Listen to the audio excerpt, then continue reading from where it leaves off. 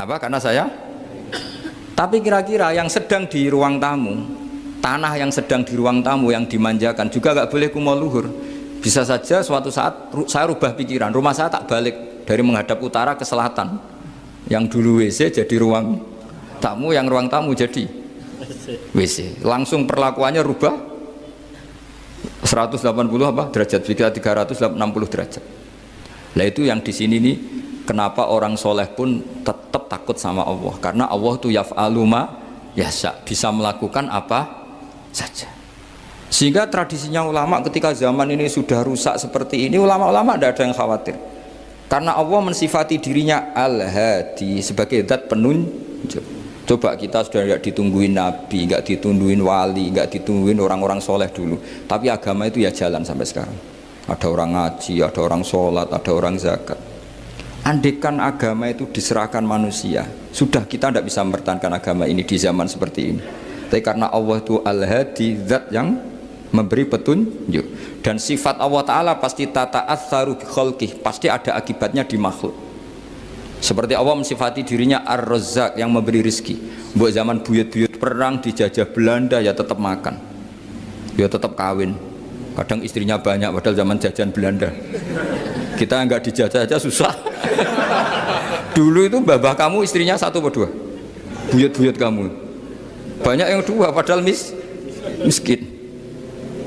Karena Allah mensifati dirinya Ar-Razzaq. Mbok keadaan kayak apa orang tetap dapat rezeki. Begitu juga Allah mensifati dirinya Al-Hadi. Mbok keadaan dunia rusak kayak apa tetap ada yang dapat hidayah. Jadi kamu tidak usah khawatir terhadap agama ini, karena Allah mensifati dirinya apa? Al-Hadi, zat yang memberi kayak apa Amerika, kayak apa Korea. Saya itu pernah di Korea, katanya negara ateis. Di sana TKI yang nyari uang, ternyata di sana itu bikin masjid. Coba kalau Allah menghendaki, di Korea ada masjid. Karena bikin masjid nggak boleh, kalau nyewa boleh. Jadi Korea itu ada satu aturan kayak di Jepang, kayak di umumnya negara maju, yang sudah fungsi sosial itu tetap sosial, nggak boleh menambah yang baru. Jadi kalau dari gereja dibeli masjid boleh, tapi kalau tanah lapang dipakai masjid nggak boleh karena ngurangi tanah. Tapi kalau dari gereja jadi masjid boleh, dari bar untuk masjid boleh, dari pantai asuhan jadi masjid boleh. Pokoknya yang fungsi sosial.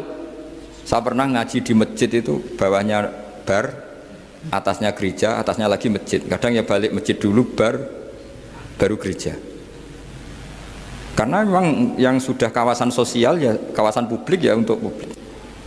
Kita tidak pernah mengira kalau di sana ada tauhid. Tapi Allah itu Al-Hadi, apa? Allah itu Al-Hadi. Sehingga ya delala ada orang Indonesia kerja di sana, terus nuraninya tersiksa kalau tidak ada tempat sujud. Akhirnya mereka urunan bikin masjid. Itu banyak yang santri saya sering ngaji saya. Ya saya ulang lagi ya. Jadi cara mikir khitab sama Allah gitu dulu ya.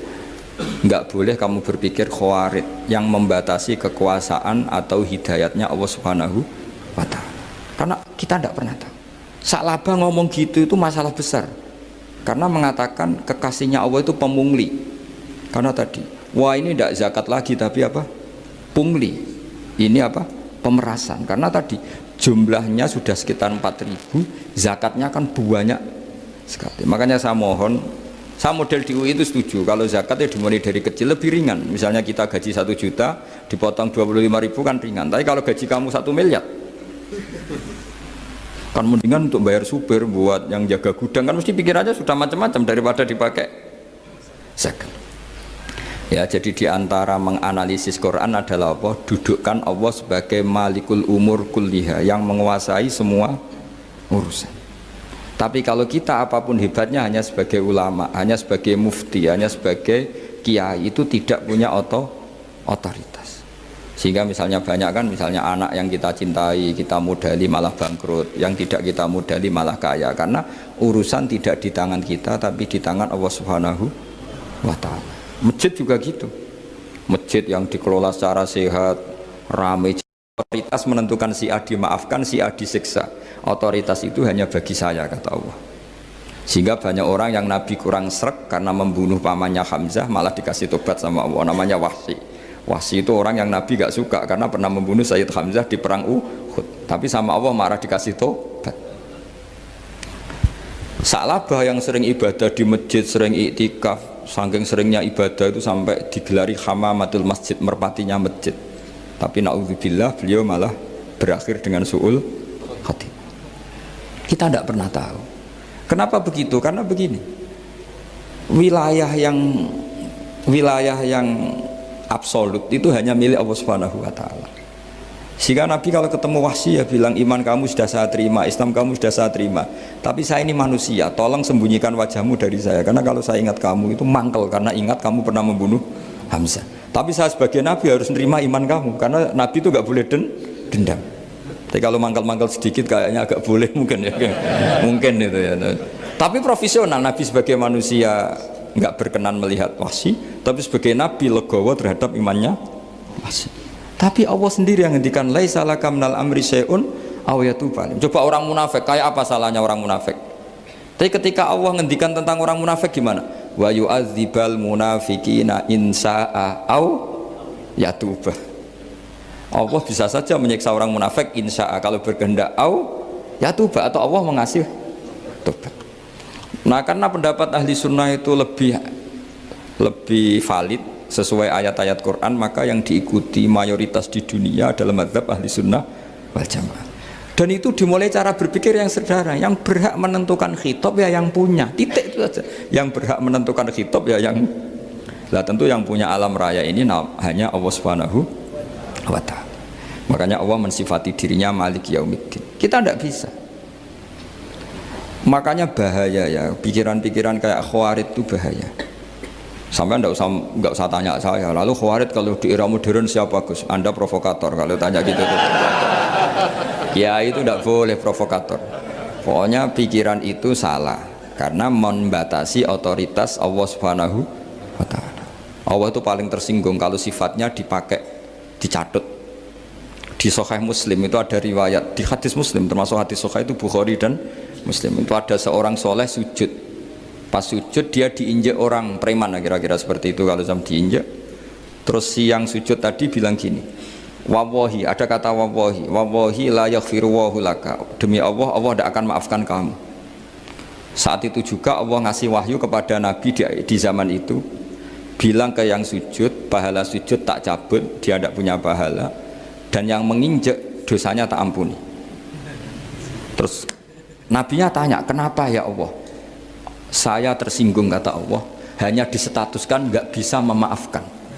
Padahal wa anal ghafir wa anal akhid bidzunub, saya adalah zat yang bisa maafkan, bisa nyiksa. Kenapa status saya tinggal satu? Allah kan bisa kan, walillahi mulkus samawati wal ardh, yaghfiru liman yasha wa yu'adzibu man yasha. Tapi si yang sujud tadi menstatuskan Allah hanya satu, yaitu yu'adzib, menyiksa. Itu kata Allah, kok enak, saya ini Tuhan, bisa menyiksa, bisa mengampuni, kenapa status saya jadi satu? Kamu kan mesti gak terima. Status kamu dihilangkan satu, terima gak kamu? Gak terima. Sebagai suami kamu tetap punya dua status, bisa meneruskan nikah, bisa menceraikan. Coba status kamu tak ambil satu, gak boleh menceraikan. Istri kamu gendut, walek, cerewet. Wah, posengnya bukan main itu.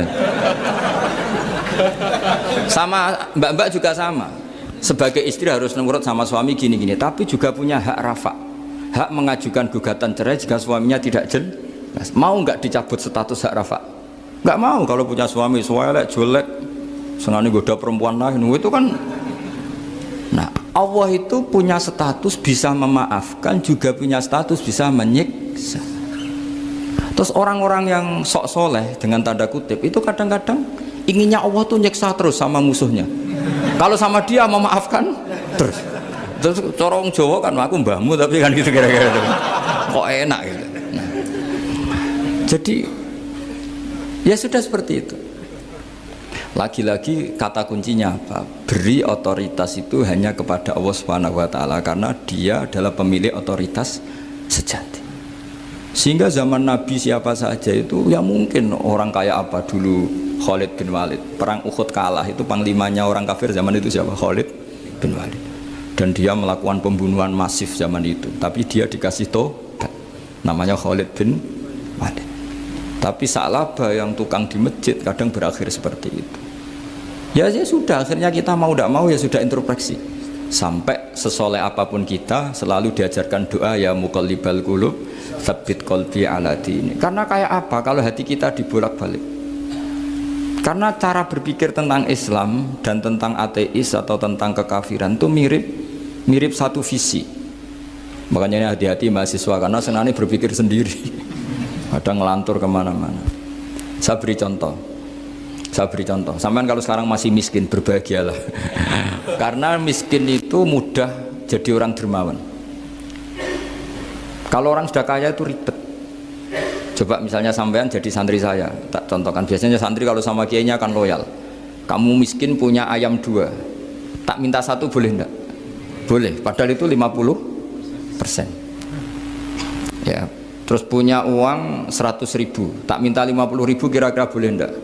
Boleh, padahal itu 50%. Tapi kalau kamu kaya, punya uang 1 miliar, tak minta 500 juta, boleh enggak kira-kira?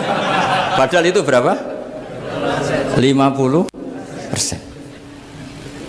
Gampang mana dermanya orang kaya sama orang miskin? Untuk mengamal 50%.